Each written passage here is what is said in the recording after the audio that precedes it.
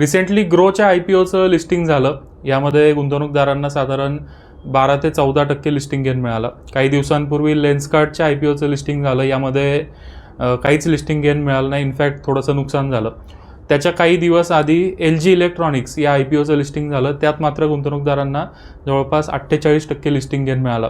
मग आता एक प्रश्न असा आहे की हे असं का झालं, तर त्याच्या मागं काही कारणं आहेत आणि यातूनच आपल्याला हे उत्तर मिळेल की चांगला IPO कसा निवडावा. सगळ्यात पहिली महत्त्वाची गोष्ट आहे PE रेशो, म्हणजे प्राईस टू अर्निंग्स रेशो.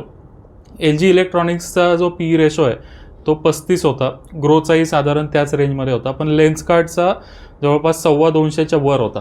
तर PE रेशो जेवढा जास्त तेवढा तो IPO किंवा स्टॉक एक्सपेन्सिव्ह आहे असं आपण म्हणू शकतो. त्यामुळं आपण ज्या IPOमध्ये इन्व्हेस्टमेंट करतोय त्याचा PE रेशो कमी असावा, हा पहिला फॅक्टर.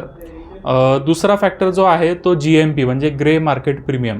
तुम्ही जर LG इलेक्ट्रॉनिक्सच्या IPOचं बघितलं तर GMP जो होता तो कंटिन्युअसली म्हणजे IPO लॉन्च झाल्यापासून ते क्लोज होईपर्यंत किंवा त्याच्याही आधी 3-4 दिवस तो कन्सिस्टंटली प्रीमियमवरच ट्रेड करत होता.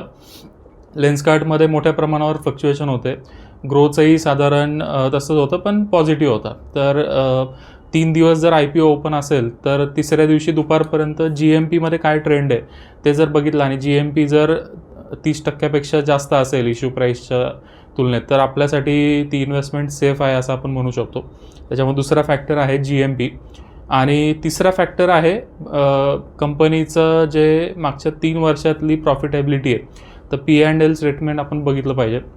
बऱ्याच वेळेला काय होतं की IPO आणायचा म्हणून मागच्या वर्षी किंवा रिसेंटली कंपनी प्रॉफिटेबल झालेली असती की प्रॉफिटेबल झाली हे दाखवण्यासाठी.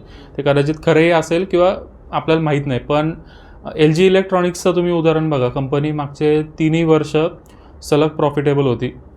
बाकी 2 केसेसमध्ये थोडंसं प्रॉफिटमध्ये चढ उतार होते किंवा अशा पद्धतीचं एक लेन्सकार्टचं जर आपण बघितलं तर रिसेंटलीच ती कंपनी प्रॉफिटेबल झाली होती. आता ब्रँड 3ही चांगले आहेत, तगडे ब्रँड आहेत, पण IPOच्या दृष्टीने आपण लिस्टिंग गेनच्या अँगलने हा विचार करतोय. तर या 3 गोष्टींचा जर तुम्ही IPOला अर्ज करताना विचार केला तर चांगल्या पद्धतीने लिस्टिंग गेन मिळू शकेल.